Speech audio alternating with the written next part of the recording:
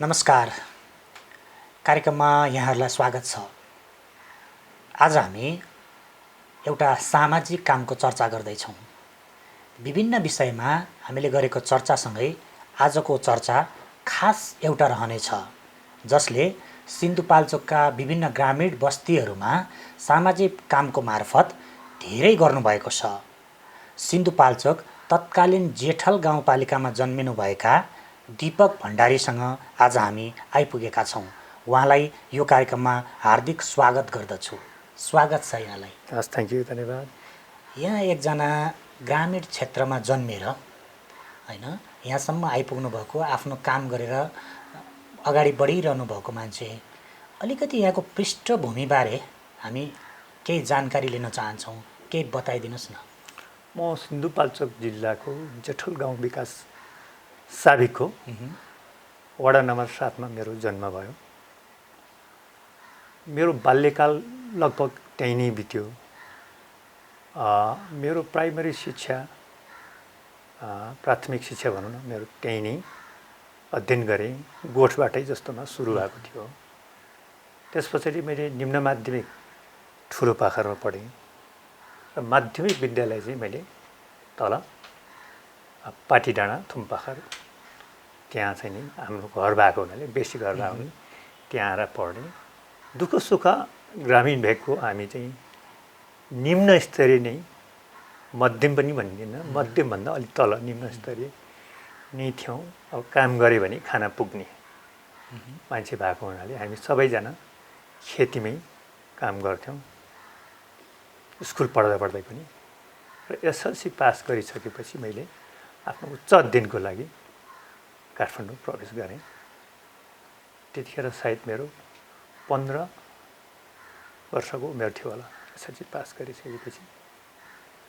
अनि एउटा ट्रकिङ कम्पनीमा मेरो जागिर मिल्यो। अब त्यसपछि मैले अध्ययन पनि सँगसँगै र काम पनि सँगसँगै लाँदा मैले चाहिँ नि आफ्नो पढाइलाई चाहिँ नि धेरै निरन्तरता दिन नसके पनि ग्रेजुएट चाहिँ नि गरेँ। 6-7 वर्ष मैले एउटा ट्रकिङ कम्पनीमा काम गरेँ। त्यसपछि 93 मा 6-7 वर्षको अनुभव भएपछि आफैले एउटा ट्रेकिङ कम्पनी दर्ता गरेँ, जुन कम्पनीको नाम हिमालयन वेव्स ट्रेकिङ हो। र अहिलेसम्म त्यो कम्पनीमै म आबद्ध छु। त्यससँग सम्बन्धित धेरै अर्गनाइजेसन, अरू अम्ब्रेला अर्गनाइजेसन, अफिसहरू छ, कम्पनीहरू छ। तर मेरो फोकस चाहिँ नि अहिले पनि रोजीरोटी चाहिँ त्यसैबाट भएको र त्यसमा हामी 60-70 जना मान्छे आजको यो विषम परिस्थितिमा पनि अटाउने भएको हुनाले हामी चाहिँ नि अहिलेसम्म त्यही कम्पनीमा निरन्तरता दिइराखेका छौँ। निम्न वर्गबाट उठेर आफ्नो दुःख गरेर एउटा कम्पनी चलाएर यहाँसम्म आउनुभयो। अब धेरै हामीले जानकारी प्राप्त गरे अनुसार यहाँले धेरै सामाजिक काम गर्नुभएको छ। खास यो सामाजिक काममा आफ्नो व्यवसाय त छँदैछ, यो सामाजिक काममा चाहिँ केले प्रेरणा जगायो यहाँलाई? सामाजिक काममा केले प्रेरणा जगाउँदो रहेछ भने नेपालजी, हामी एउटा गाउँठाउँ र बस्तीमा जन्म भएर दुःखमा हुर्किएको मान्छे। अनि यहाँ मलाई काम गर्दाको दुःख अनुभवहरू यसो विचार गर्दाखेरि योभन्दा पनि मलाई त्यही पीडा बढी बोध हुन्छ र फर्कन मन लाग्छ त्यसैसँग। त्यसैले गर्दाखेरि मैले सकेसम्म सम्झना भएदेखि मैले चाहिँ मेरो एउटा नैतिक जिम्मेवारी जस्तो पनि लाग्छ। त्यो गाउँको पुनरुत्थान कसरी गर्ने, हामी त्यसरी पढ्थ्यौँ होइन, चिया खाजा खान गाह्रो थियो। अनि मलाई अहिले पनि र पहिल्यै पनि देखि लिएर यस्तै त छ नि त्यहाँ। त्यही कारण सानो भने सहयोग गरौँ भने त्यो पुरानो चिज जुन आफूले भोगियो नि, त्यही भोगाइको चाहिँ नि उहाँहरूलाई रिटर्न जस्तो दिन खोजेको मात्रै हो। कहाँबाट सुरु भयो यहाँको सामाजिक काम? सुरुदेखि अलिकति यहाँबाटै जान्न चाहे। मैले के गरेँ भने सर्वप्रथम सायद 17-18 वर्ष अगाडि म फेरि आफू पढेको गाउँमा गएँ। त्यतिखेरसम्म पनि भनौँ न 20 वर्ष भयो होला। त्यहाँ चाहिँ चर्पी थिएन। अचम्मको विडम्बना है बरु हामीले काठमाडौँको वरिपरि एक दुईवटा चर्पीहरू टोइलेटहरू बनायौँ जहाँ लेडिजहरूको इस्यु हुन्छ नि है हामी छात्राहरूको विशेष गरी प्राइभेसी चाहिन्छ अनि उहाँहरू स्कुल जान सक्नुहुन्न त्यस्तो कुरा हामी आफू पढ्दा त बुझिएन पछि बुझ्दै गइसकेपछि कति इम्पोर्टेन्ट रहेछ भनेर मैले पहिला चाहिँ नि स्कुलमा टोइलेट बनाइदिएँ अनि त्यो चाहिँ के छ भने एउटा जागरण कस्तो आयो क्रान्ति जस्तो आयो किनभने त्यो बच्चाहरूले त घरबाट लानै भए बुवा आमा स्कुलमा त हामीलाई चर्पी छ अब त हामीलाई त घरमा पनि चाहियो भनेपछि मैले झन्डै अर्को 200-300 चाहिँ नि ग्रामीण टोइलेट बनाइदिएँ त्यो चाहिँ यता ठुलो चौरदेखि तमखुबारी भन्ने गाउँसम्म 300 जति बनाएँ सबैले चाहिँ बनाइएन अनि कसरी बनाइयो त्यो पनि चर्पी पनि भने खाल्डो खनेपछि ढुङ्गा लगाइसकेपछि अब त्यति त उहाँहरूले गर्न सक्नुहुन्छ नि अनि माथि चाहिने स्टिल बारहरू छ नि त्यो मैले दिने अनि जब कङ्क्रिट गर्छ नि अनि प्यान दिने अनि माथि लगाइसकेपछि अनि जस्ता चरणबद्ध रूप त्यसो गरेपछि के भने त्यो त हाम्रो भएन नि होइन उहाँहरूको भयो है त्यो कारणले छिटो पनि हुने रहेछ अपनत्व पनि गर्ने भयो कि अनि त्यसको प्रयोग पनि आयो कि हिजै मात्रै मलाई एउटा फोटो पठाएको थियो त्यही 15-20 वर्ष अगाडिको एउटा पुरानो टोइलेटको चित्र हिजो एउटा गाउँले साथीले बडा खुब मजा लाग्यो हेर्नलाई अहिलेसम्म पनि छ त्यो एउटा क्रान्ति थियो चर्पी गाउँमा है अब आज त देशभरि चाहिँ के अरे दिशामुक्त भनेर घोषणा गरिसकेको अवस्थामा सायद मैले सानो कन्ट्रिब्युट गरेँ जस्तो लाग्छ त्यतिखेर खास चाहिँ सुरुवात चाहिँ त्यहीँबाट हो। हेलो बुवा म फर्किन लागेँ अब घर नयाँ बनाऊ है त घरको चिन्तै नगर न छोरा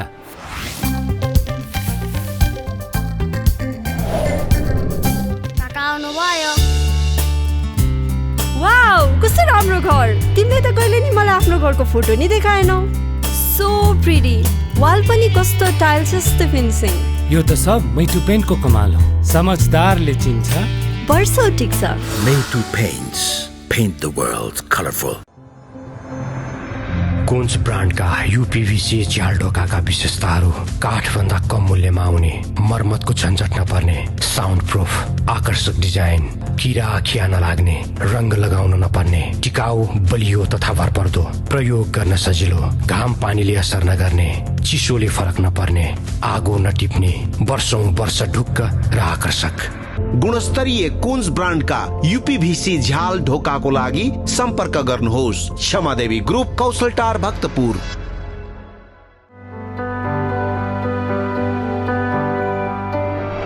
नरम र उच्च गुणस्तरको नेपालमा नै उत्पादित एपी टिस्यु पेपर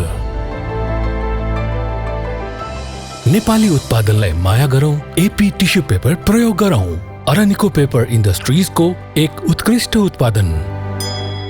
औ लाखे नाति हौ नाति हौ बाजे हौ कता हिँडेको गजबको भएर अनि ब्ल्याक हर्सको जुत्ता लगाएपछि गजबको देखिदैन त ए हो र मेरो पनि ब्ल्याक हर्स जुत्ता त हो त्यही भएर बाजेलाई पनि गजबको देखिरहेछ नि हौ त्यो बाउ चाहिँ के भएको तेरो नाना थरी जुत्ता लाएर गुडुङडुङ हिँडिरहेको छ त्यसलाई सम्झेर मैले यहाँ जुत्ता ल्याइदिएको छु यी बाजेदेखि नातिसम्म 1914 देखि अहिलेसम्म इमान इज्जत र प्रेस्टिज भएकोले लाउने जुत्ता यही हो ब्ल्याक हर्स। त्यो सँगै अरू शैक्षिक उन्नयनको लागि यहाँले गर्नुभएका कामहरू यहाँकै मुखबाट शिक्षामा चाहिँ के छ भने बारम्बार मैले त्यहाँका हेड सरहरूसँग निरन्तर इन्टरेक्ट गर्ने टिचरहरूसँग किनभने मलाई के लाग्छ भने शिक्षकहरू भनेको एउटा पढाउने मात्र होइन गाउँको सन्देश वाहक पनि हुन् अनि उहाँहरूलाई म पुस्तकहरू दिन्थेँ अनि नलेजको लागि एक्स्ट्रा नलेजको लागि तपाईँहरू यो पढ्नुहोस् र गाउँको विकास कसरी गर्न सकिन्छ अध्ययन गर्नुहोस् भनेर दिन्थेँ अनि उहाँहरूसँग इन्टरेक्ट गर्थेँ उहाँहरूले ल्याउनु भएका कुराहरूसँग चाहिँ मैले के गर्न सक्ने जस्तै स्कुलमा हेल्प जस्तै एजुकेसनमा भयो स्टेसनरी भयो त्यही नै चाहिने हो बच्चाहरूलाई कपी किताब यस्ता चिजहरू सहयोग गर्ने यसरी निरन्तरता शिक्षामा पनि बिस्तारै किनभने मैले चाहिँ टिचरको माध्यमबाट स्पेसली हेड सरहरूको माध्यमबाट त्यहाँको निड बेसिस के छ खाँचो भनेर इन्टरेक्ट गरेर उहाँहरूको निड अनुसार त्यसलाई फेरि हामीले एकचोटि रिभ्यू गऱ्यौँ होइन मान्छे त निड त फेरि यहाँ त आकाङ्क्षाहरू धेरै हुन सक्छन् अनि रिभ्यू गरेर हो भन्ने भएपछि हामीले इम्प्लिमेन्ट गर्दाखेरि त्यो चाहिँ सहज पनि भयो र त्यसले एक्चुअली एउटा चाहिँ एउटा भनौँ न त्यसले एउटा चाहिँ मूर्त रूप पनि लियो भनेको विद्यालय भवनहरू बने विद्यालय होइन हजुर अनि त्यसपछि विद्यालय भवन त अलिक पछि बनाएको मैले खास यो भूकम्पपछि बनाएको विशेष गरी भूकम्पको बेलामा पनि हजुर यहाँले हामी त्यो ग्रामीण क्षेत्रमा पुग्दाखेरि यहाँको नाम धेरैले लिए होइन त्यहाँ चाहिँ के भयो भूकम्प पछाडि अलिकति यहाँकै मुखबाट मानिसहरूले धेरै खालको कामहरू गरे अहिले हामी पनि सडकमै थियौँ सबैजना काठमाडौँमा भएका मान्छेहरू सडकमै थिए तर कस्तो भन्छ भने चुनौती चाहिँ नि सँगै एउटा अवसर पनि हुन्छ नि त्यो कारणले मैले चाहिँ चुबो लाएर बसेन मेरो बच्चाहरूलाई सेटल गरेँ पहिला है अनि म चाहिँ तत्कालीन राहतको लागि लागिहालेँ यहाँ धेरै डोनरहरू आएको थाहा पाएँ म पनि धेरै ठाउँहरू धेरै होटलहरू चारेँ मसँग अर्गनाइजेसन पनि थिएन एउटा व्यक्तिगत रूपमा भन्दाखेरि मान्छेले चाहिँ फेरि त्यो चाहिँ नपत्याउँदो रहेछन् त्यो कारणले मैले त्यतिखेर एउटा एनजिओ पनि दर्ता गर्नु पर्यो किन एनजिओ नभए त फेरि उनीहरूले चाहिँ कुनै मार्फत सहयोग नगर्दो रहेछन् तर मैले त्योभन्दा अगाडि नै मैले के गरिसकेँ तत्कालीन भूकम्प गएको 72 घन्टाभित्र नै मैले खाद्यान्न पठाइसकेका थिएँ केही पालहरू पठाइसकेका थिएँ सायद लाग्छ मलाई आफ्नै गाउँको 8-10 जना भोलिन्टियर भाइहरू मसँग काम गर्नुहुन्छ उहाँहरू खटिसक्नु भएको थियो त्यो कारणले गर्दाखेरि खानालाई मलाई लाग्छ जेठल गाउँ विकास समितिमा आज पनि गएर सोध्नु भयो भने तत्कालीन अवस्थामा कसैलाई कुर्नु परेन खानाको लागि अनि अब त्यतिखेर सँगसँगै विन्टर पनि आयो जाडो महिना पनि आयो अब सबैले दिन नसके एटलिस्ट 200 घरलाई मैले राम्रै म्याट्रेस चाहिँ सिरानी सहित सिरक पनि दिएँ कस्तो दिएँ मैले म्याट्रेस पनि अलि राम्रै के त्यो दिनको लागि मात्रै होइन कि प्रयोग गरून् भनेर राम्रो खालको म्याट्रेस दिएको बिचरा उहाँहरूले अर्को दसैँमा मात्रै युज गर्छु भनेर राख्नु भएको छ एउटा इन्ट्रेस्टिङ घटना वैशाखमा त्यसो भयो है अनि मैले त्यसपछि एउटा एनजिओ दर्ता गरेँ जसको नाम हिमालयन एड हो त्यस पछाडि भौतारिँदै मैले चाहिँ सिङ्गापुर रेड क्रससँग मेरो भेटघाट भयो उहाँहरू हिमालय होटलमा आएर बस्नु भएको छ भने थाहा पाएँ गएर पहिला रिक्वेस्ट गरेँ अर्गनाइजेसन दर्ताको प्रोसेसमै थियो मैले एउटा कार्ड बनाएर मैले आफ्नो परिचय दिएँ विभिन्न होटलमा डोनरहरू आएर बसिरहेको थिएँ त त्यतिखेर धेरै ठाउँ गएँ कहीँ चाहिँ एउटा पानी ट्याङ्की लानुहोस् पनि भने मैले भने पानी ट्याङ्कीको मलाई आवश्यकता छैन अनि मैले सिङ्गापुर रेड क्रसलाई सिधै रिक्वेस्ट गरेँ मेरो जेठल गाउँमा विकास समितिमा 4वटा स्कुल 4वटै ध्वस्त भएको छ सक्नुहुन्छ भने त्यो बाटो जाने व्यवस्था म गरिदिन्छु तपाईँहरू आफैले हेर्नुहोस् र मैले गरेको अतीतको कामहरू हेर्नुहोस् र म जनताको छोरा हो कि होइन भन्ने कुरो त्यो गाउँले प्रमाणित गर्यो भने मलाई विश्वास गर्नुहोस् र मलाई चाहिँ तपाईँले चाहिँ मेरो अर्गनाइजेसन मार्फत हेल्प गर्नुहोस् भनेको उहाँहरू जानुभयो है गइसकेपछि बुझ्नु भएछ मैले त अहिले मात्रै गरेँ नि त्यो काम अनि त्यो मान्छे आएर त चाहिँ साँच्चै यो आर द पिपुल्स सन भनेको थियो कि त जनताकै छोरा हो रहेछ ल म चाहिँ हेल्प गरिदिन्छु भने सिङ्गापुर पत्याएँ म गएन उहाँहरू गएर बुझ्नुभयो अनि त्यस पछाडि मैले स्कुल बनाउन सुरु गरेँ किनभने स्कुल बनाउँदाखेरि 2-3टा फाइदा रहेछ कि अनि अब के फाइदा भयो भने जस्तै स्कुल भवन भएपछि मान्छे चाहिँ नि बस्ने ठाउँ पनि त भने तत्कालीन एउटा आश्रम पनि भयो अनि केही कार्य पऱ्यो भने बस्नु पनि भयो त्यो कारणले गर्दाखेरि यहाँ धेरै इन्जिनियरहरूसँग छलफल गर्दा फ्याब्रिकको प्रिफ्याबकै हो हुन चाहिँ तर 3 फिटसँग चाहिँ नि इँटाकै गाह्रो त्यस पछाडि ग्लास अनि माथि फ्याब लगाएर बनाएको आज 5 वर्ष भयो अस्ति सबै स्कुलहरू रिभ्यू गरेँ अनि राम्रो छ अरे अब जाडो ठाउँ छ नि है त्यहाँ उहाँहरूले के भन्नुभयो भने पहिला चाहिँ नि तपाईँको विद्यार्थीहरू जाडो महिनामा बाहिर जान्थे घाम लाग्यो भने अब अहिले के गर्छन् त जाडो भयो भने स्कुलभित्र आउने भयो किनभने यो त इन्सुलेसन अलिकति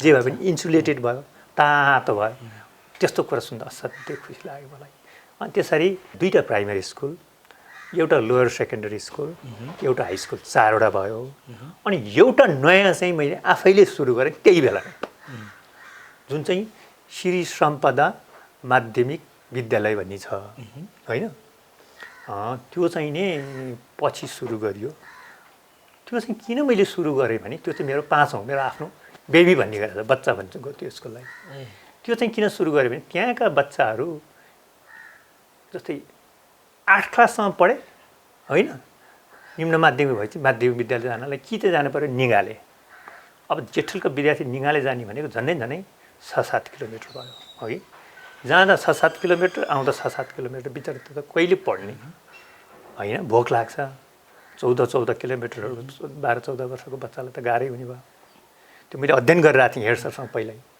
अनि अथवा ठुलो पाखर जानुपर्ने भयो कि है त्यो डिस्टेन्सेसन त्यो पनि त्यति फिजिबल नभएपछि एउटा लोकेसन कस्तो देखियो भने बेली सेप भन्छ नि हुँडीको यस्तो परेको होइन। अनि सबै गाउँले देख्ने एउटा ल्यान्ड थियो कि अनि त्यो सानो टुक्रा किनेँ मैले, किनेर स्कुल बनाउन सुरु गरेको थियो। अनि गर्दा गर्दा गर्दा आज हाई स्कुल छ, त्यसपछि त्यो +2 भयो र त्यो गाउँपालिकामा राम्रै नाम कमाइराखेको छ। अनि मैले करिब 5वटा चाहिँ नि टिचरहरू आजकै मितिसम्म कन्टिन्यू गरिदिइराखेको छु, जसले गर्दा +2 स्कुल मजासँगले चलिरहेको छ। हुन त त्यो के भन्छ सामाजिक विद्यालय भन्छ के भन्छ सामुदायिक विद्यालय हो, तर मेरो कन्ट्रिब्युसन पनि भएको हुनाले त्यसको स्तर चाहिँ नि अन्यभन्दा फरक छ र विद्यार्थीको सङ्ख्या पनि उल्लेखनीय छ र त्यसमा मलाई खुसी लागेको छ। भनेपछि यहाँले आफ्नो एनजिओ भनौँ न सामाजिक संस्था निर्माण गर्नुभन्दा पहिला नै यो के व्यक्तिगत रूपमा गर्नुभयो अथवा? पहिला त मैले आफ्नै हिसाब किताबले गरेँ। स्कुल बनाउनलाई चाहिँ मलाई सिङ्गापुर रेड क्रसले हेल्प गर्यो 4वटा, त्यो 5औँ स्कुल चाहिँ नि इनिसिएसन म आफैले गरेँ हो। र त्यसमा पनि पछि साथीभाइ जोडिनु भयो। इन्ट्रेस्टिङली मेरो साथी थियो रोमानियामा, एउटा इन्ट्रेस्टिङ कुरा, रोमानियाको पहिलो हिमाल चढ्ने व्यक्ति कन्स्टान्टिन लाकातुसु भन्ने मेरो साथी। उसले मलाई के भन्यो भने भाइ अथवा दीपकजी तपाईँलाई केही हामी खाना पठाइदिउँ भनेर भने मलाई खानाको समस्या छैन, यतिखेर म स्कुल बनाउँदैछु, केही सहयोग गर्नु भने उहाँले पनि सहयोग गर्नु। रोमानिया जस्तो देशले, किनभने उहाँले हिमाल चढेको मान्छे पहिलोपटक, उहाँ त रोमानियाको राम्रै व्यक्तित्व हुनुहुन्थ्यो, उहाँ जोडिनु भयो। त्यस पछाडि एउटा उकालो भन्ने संस्था छ जर्मनीमा, त्यहाँ चाहिँ डाक्टर मेरी वेबर केलर भन्ने हुनुहुन्छ, उहाँ मेरो धर्म दिदी जस्तो मान्छे। मैले केही पनि काम गर्नु लाग्यो भने उहाँले सहयोग गर्नुहुन्छ। अनि उहाँले पनि एउटा अर्गनाइजेसन दर्ता गर्नुपर्ने भयो मलाई सहयोग गर्नुलाई, त्यसले उहाँले उकालो भनेर दर्ता गर्नुभयो र उहाँले र त्यो मेरो कन्स्टान्टिन लाकातुसु र मैले भएर त्यो स्कुल सुरु गरेको र आज राम्रोसँग सञ्चालन भइरहेको छ। नरम र उच्च गुणस्तरको नेपालमा नै उत्पादित एपी टिस्यु पेपर। नेपाली उत्पादनलाई माया गरौँ, एपी टिस्यु पेपर प्रयोग गरौँ। अरनिको पेपर इन्डस्ट्रिजको एक उत्कृष्ट उत्पादन। औ लाखे नाति हौ नाति हौ बाजे कता हिँडेको गजबको भएर? अनि ब्ल्याक हर्सको जुत्ता लगाएपछि गजबको देखिँदैन त? ए हो र, मेरो पनि ब्ल्याक हर्स जुत्ता त हो, त्यही भएर बाजेलाई पनि गजबको देखिरहेछ नि। हौ त्यो बाउ चाहिँ के भएको तेरो? नाना थरी जुत्ता लाएर गुटुङटुङ हिँडिरहेको छ, त्यसलाई सम्झेर मैले यहाँ जुत्ता ल्याइदिएको छु। यी बाजेदेखि नातिसम्म 19 फाउन्टेनदेखि अहिलेसम्म इमान इज्जत र प्रेस्टिज भएकोले लाउने जुत्ता यही हो, ब्ल्याक हर्स। हेलो बुवा, म फर्किन लागे, अब घर नयाँ बनाऊ है। त घरको चिन्तै नगर न छोरा।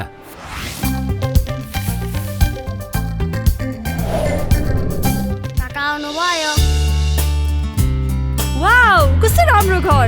तिमीले त कहिले नि मलाई आफ्नो घरको फोटो नि देखाएनौ। सो प्रिटी, वाल पनि कस्तो टाइल्स जस्तो फिनिसिङ। यो त सब मैटु पेन्टको कमाल हो, समझदारले चिन्छ। वर्षौ ठिक छ। Made Paints. Paint the world colorful. कुन्स ब्रान्डका UPVC झ्याल ढोकाका विशेषताहरू काठभन्दा कम मूल्यमा आउने, मर्मतको झन्झट नपर्ने, साउन्ड प्रुफ, आकर्षक डिजाइन, किरा खिया नलाग्ने, रंग लगाउन नपर्ने, टिकाउ, बलियो तथा भरपर्दो, प्रयोग गर्न सजिलो, घाम पानीले असर नगर्ने, चिसोले फरक नपर्ने, आगो नटिप्ने, वर्षौं वर्ष ढुक्क र आकर्षक। गुणस्तरीय कुन्स ब्रान्डका युपीभीसी झ्याल ढोकाको लागि सम्पर्क गर्नुहोस्। क्षमादेवी ग्रुप, कौशलटार, भक्तपुर। शैक्षिक क्षेत्र त छँदैछ, शैक्षिक बाहेक अरू के त्यस्तो यहाँको? अरू मैले अब हेल्थमा गर्नुपर्ने हामीले धेरै क्याम्पिङहरू गऱ्यौँ त्यहाँ हेल्थ सेक्टरमा। अनि पुनर्निर्माणको लागि, त्योभन्दा अगाडि बस्तीहरू बसाउनको लागि जस्ता पातादेखि लिएर खाद्यान्नदेखि लिएर जे सकिन्छ त्यो धेरै सहयोग गर्यौँ।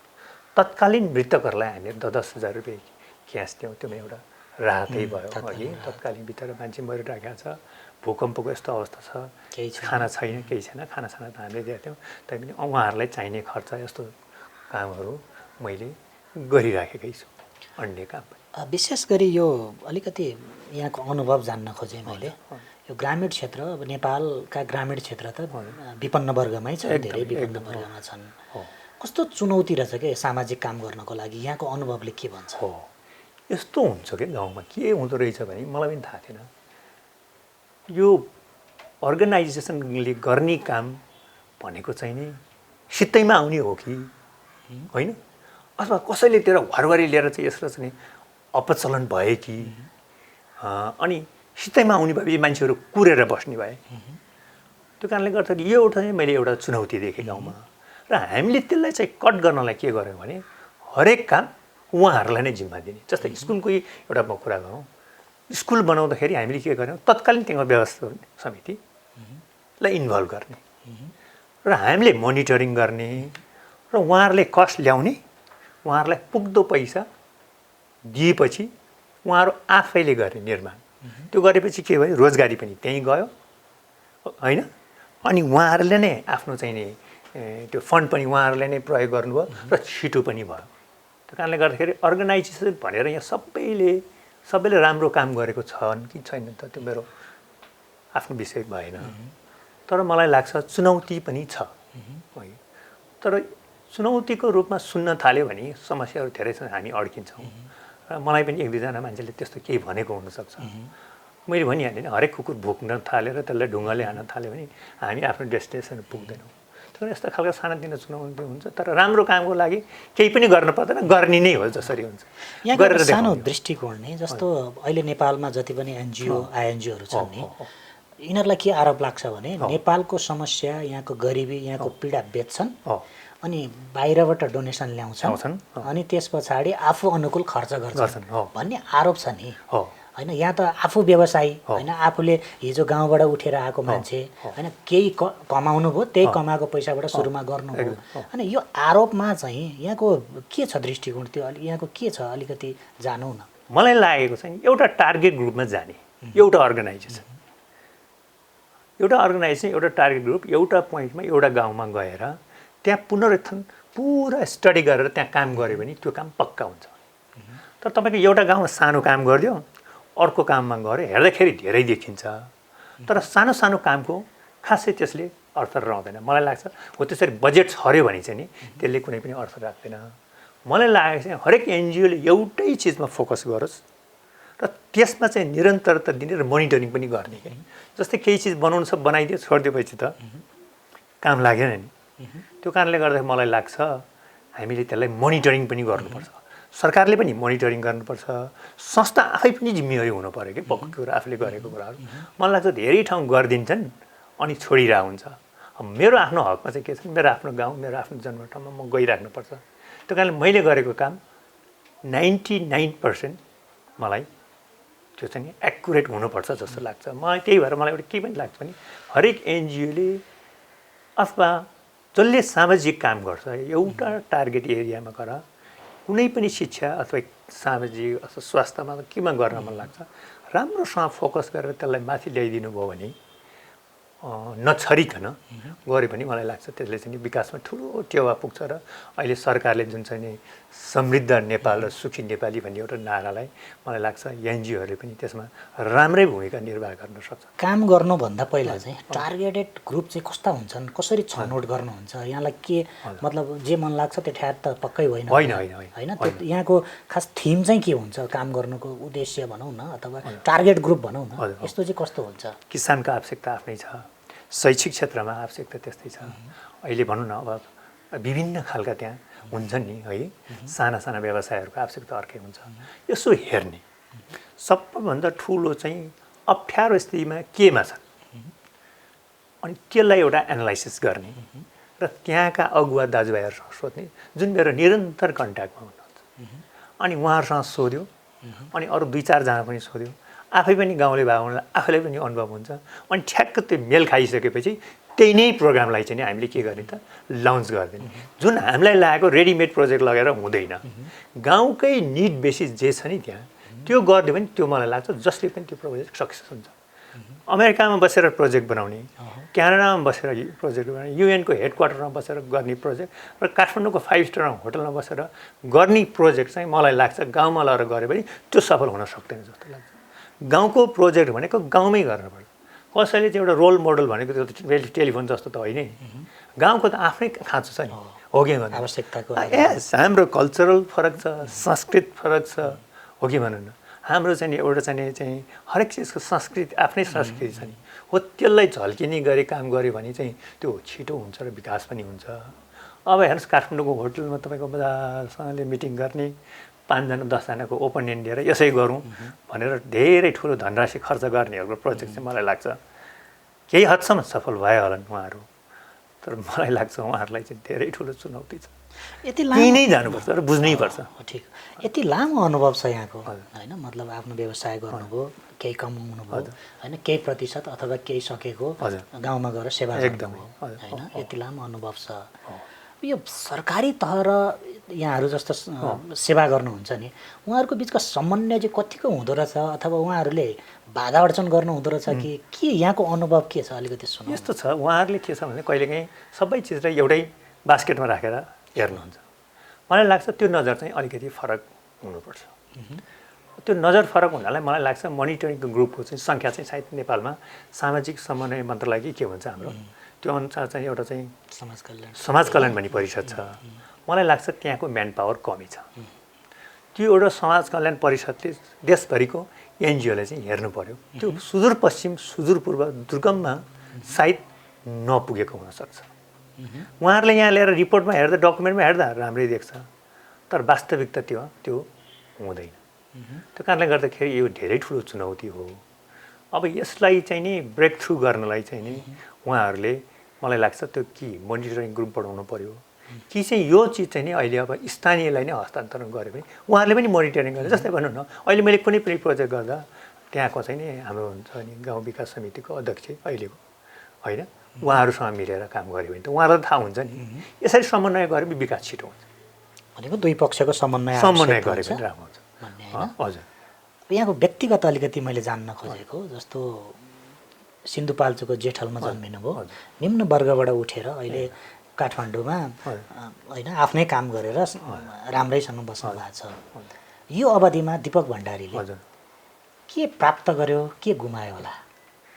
मैले धेरै प्राप्त गरेको छु। सबभन्दा ठुलो त मेरो गाउँको अपार माया छ है। म आफ्नो अलिकति बिरामीको बावजुद पनि त्यो माया नै मेरो लागि शक्ति हो है। सायद म त्यसैले अलि बाँचेको छु र गुमाएँ भनेको मेरो जिन्दगीमा खास केही पनि गुमाएको छैन। मैले प्राप्ति नै गरेको छु। जुन चिज प्राप्त गरेको छु त्यसबाट म सेटिस्फ्याक्सन छु। सानो बच्चाहरू जाँदाखेरि खुसी हुन्छन्, चिन्छन्, दीपक दाइ आउनुभयो भनेर खुसी हुन्छन्। मलाई उनीहरूको चाहिँ त्यो हँसिलो अनुहार देख्दाखेरि, त्यो राम्रो स्कुलमा राम्रो चाहिने एउटा रुफमुनि पढ्दै राखेका छन्, हेल्थ पोस्ट पनि नजिकै छ, टाढा स्कुल हिँड्न पर्ने बच्चाहरू आज घरबाट चाहिने करिब चाहिने 15 मिनट हिँड्यो भने आफ्नो हाई स्कुल पुग्छन्। त्यो कारणले मलाई सबै चिज हेर्दाखेरि गाउँका दाजुभाइहरू खुसी छन्। मलाई लाग्छ सबै प्राप्ति राम्रै हो अनि यसैमा खुसी छ। खासै त्यस्तो गुमाए जस्तो केही पनि लाग्दैन मलाई। हेलो बुवा, म फर्किन लागेँ, अब घर नयाँ बनाऊ है। त घरको चिन्तै नगर न छोरा।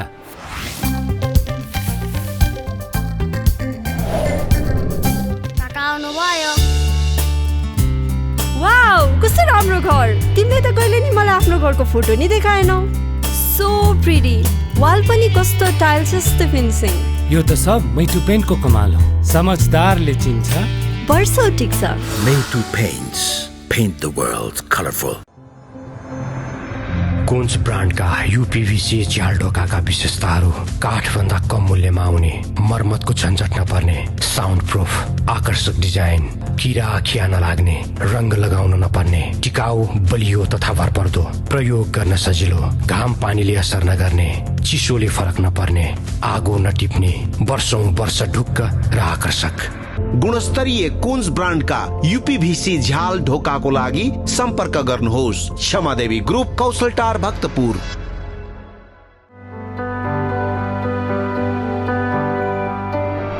नरम र उच्च गुणस्तरको नेपालमा नै उत्पादित एपी टिस्यु पेपर नेपाली उत्पादनलाई माया गरौँ, एपी टिस्यु पेपर प्रयोग गरौँ। अरानिको पेपर इन्डस्ट्रिजको एक उत्कृष्ट उत्पादन। औ लाखे नाति हौ नाति हौ बाजे हौ कता हिँडेको गजबको भएर अनि ब्ल्याक हर्सको जुत्ता लगाएपछि गजबको देखिँदैन त? ए हो र मेरो पनि ब्ल्याक हर्स जुत्ता त हो। त्यही भएर बाजेलाई पनि गजबको देखिरहेछ नि। हौ त्यो बाउ चाहिँ के भएको तेरो? नाना थरी जुत्ता लाएर गुटुङटुङ हिँडिरहेको छ, त्यसलाई सम्झेर मैले यहाँ जुत्ता ल्याइदिएको छु। यी बाजेदेखि नातिसम्म 1914 देखि अहिलेसम्म इमान इज्जत र प्रेस्टिज भएकोले लाउने जुत्ता यही हो, ब्ल्याक हर्स। हुन त व्यक्तिगत कुरा यहाँले अलिकति जोड्नु हो, स्वास्थ्यको कुरा पनि होइन। अब यो कम्तीमा पनि यस्तो स्वास्थ्य हुँदा पनि उहाँले सामाजिक काम गर्नु भनेर एउटा प्रेरणाको स्रोत हुनसक्छ भनेर मैले अन्यथा नमान्नु होला। खास के स्वास्थ्यको अलिकति 2009मा सडनली मेरो किडनीमा समस्या आयो है। त्यसपछि मैले चाहिँ 2010मा मेरो ट्रान्सप्लान्ट नै गर्नुपर्ने भयो।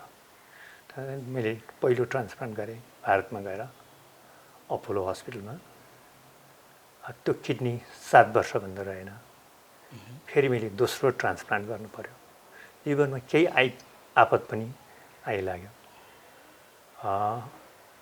दोस्रो किडनीको भरमा मैले बाँचिराखेको छु र पछिल्लो पटक मलाई एउटा सानो लम्प आएको हुनाले त्यसले पनि मलाई दुःख दिइरहेछ। त्यही कारणले अहिले मेरो स्वास्थ्य खासै त्यस्तो अनुकूल भन्दा पनि प्रतिकूल छ।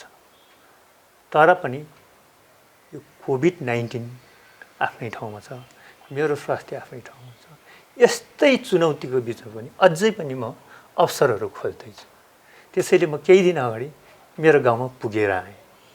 किन भन्दाखेरि कुनै पनि बेलामा सुतेर बस्नुभन्दा जुनसुकै परिस्थितिमा पनि काम गऱ्यो भने त्यो एउटा एनर्जी मिल्दो रहेछ। कस्तो रहेछ अहिले तपाईँले हिजो गरेको कामहरूको कम्तीमा नि गाउँ घर त देख्नुभयो नि त होइन? 2-4 वर्षपछि नै 3 वर्षपछि 3 वर्ष कस्तो अनुभव भयो? अलिकति यहाँको अनुभव, खुसियालीको अनुभव सुनौ न। एकदमै के भयो भने अहिले जाँदाखेरि अपार माया हाम्रो विद्यार्थी भाइहरूबाट, त्यस्तै शिक्षक वर्गबाट, त्यहाँ पाल्नुभएका प्यारेन्ट्स छ नि उहाँहरूका चाहिँ ग्रुपबाट, अन्य सामाजिक साथीभाइहरूले देखाउनु भएको सदा सहायता र माया मेरो लागि अहिले औषधि नै भएको छ।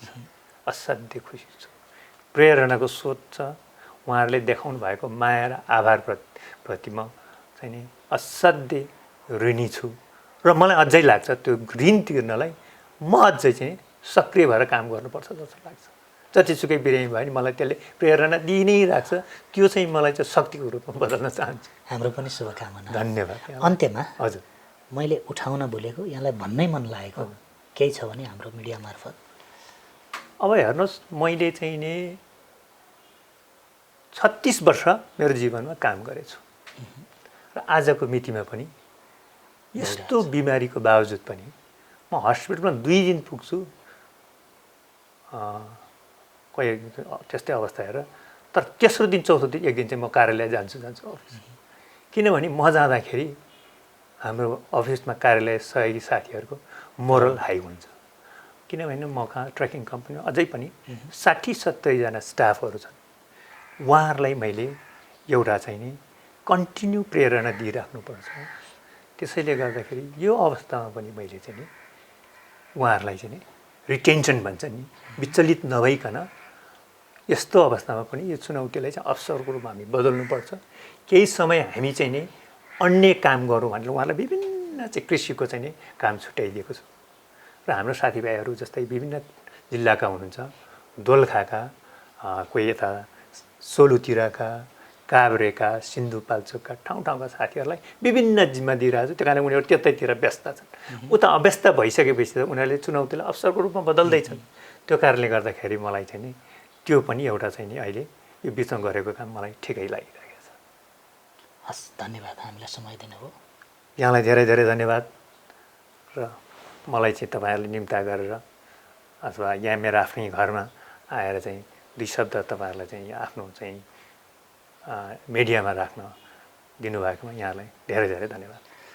दर्शकहरू, उहाँ हुनुहुन्थ्यो सिन्धुपाल्चोकको जेठलमा विपन्न परिवारमा जन्मेर आफ्नै पौरखले यहाँसम्म आइपुगेर आफ्नै खर्चमा धेरै विद्यालय र विद्यालयमा शौचालयहरू निर्माण गरिदिनुभएका एकजना सामाजिक अभियन्ता, उहाँसँगको यो संवाद कस्तो लाग्यो प्रतिक्रियाको अपेक्षा गर्छौँ। यति भन्छौँ, बिदा माग्छौँ। नमस्कार।